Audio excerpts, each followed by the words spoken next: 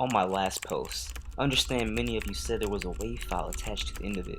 I assure you, I didn't have anything to do with that file whatsoever. The phenomena you heard was probably a message from one of the cryptids. Please be safe out there. They can and will shapeshift into us. That message wasn't a warning, it was a promise. I updated my post and slid back from my laptop. Sighing, I began to rub my temples. On the last thing I described my story of encountering a creature who could replicate the appearance of people. I passed out that day and woke up in the custody of police. A lot of people on my reserve had died, so I decided to move away. I found a nice college in Raleigh, North Carolina to go to, and for a while, this was where I stayed, at least until Shanice spoke to me one night. We hadn't spoken in so long I'd almost forgotten she was in my head. Darren, I know you want to live a stress-free life, but we have a duty to our people. I rolled my eyes. A duty to kill monsters we don't even have real issues with? I was angry, but I knew her words held truth. I sighed. I just want to avoid monsters a bit longer. He sighed in my head. You might not realize it, but after being bound to your soul for a year, I've discovered abilities I can use to help you. I sat up in my bed and sighed. What abilities? Shanice didn't reply right away, but eventually she broke the silence. I can sense monsters. And let me tell you, you aren't as safe as you think you are. There are even more monsters here than back home.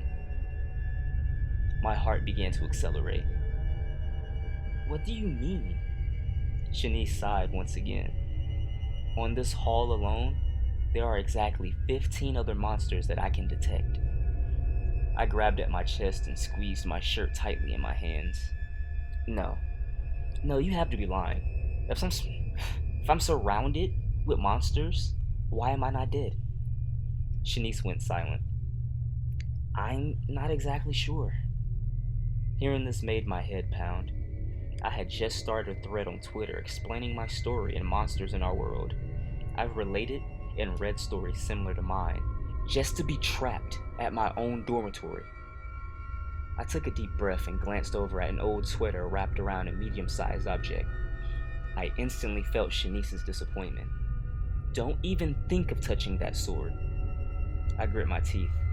Give me one good reason why I shouldn't slaughter everyone here. I felt her disappointment again. Because you and I have no idea what monsters are here and what their abilities are. I scratched my head. Shit. Maybe I can scope people out and try to guess what monster they are. Shanice went silent, but I knew she thought it was a decent idea. Shanice finally caved after a few seconds. Fine. Just don't be too obvious, she said, still feeling a bit nervous. I glanced at the clock on my wall. It was 3 in the morning. Don't worry, Shanice.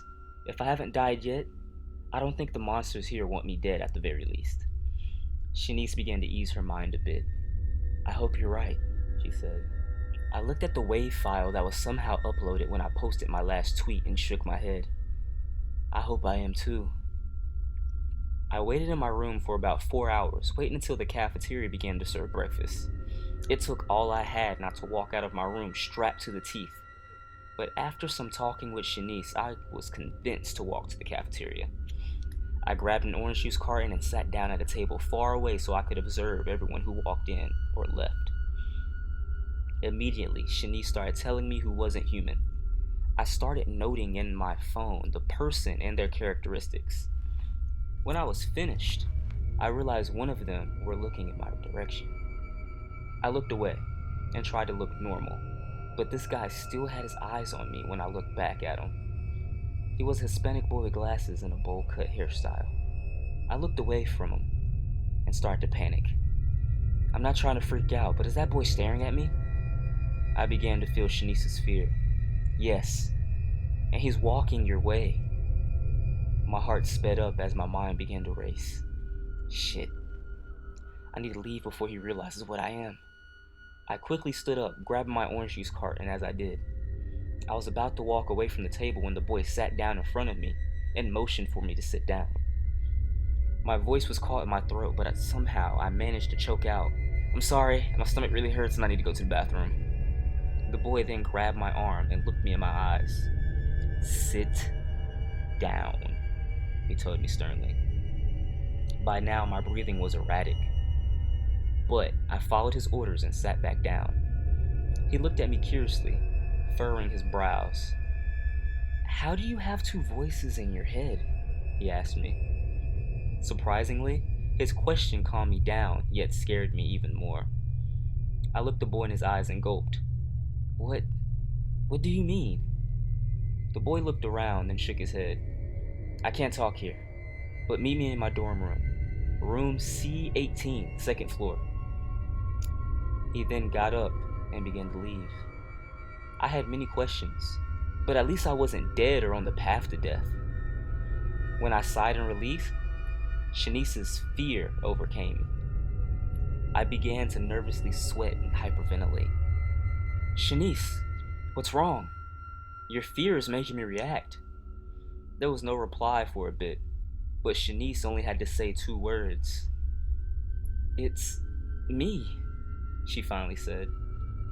I glanced up to see my dead girlfriend's body. She was alive somehow. Well, the body was at least. She smiled as she laughed with her friends walking into the cafeteria. I couldn't take my eyes off of her. If my girlfriend was inside of me now, just what was pretending to be Shanice? I didn't have time to comprehend anything. When the Shanice look-alike met my gaze with its own.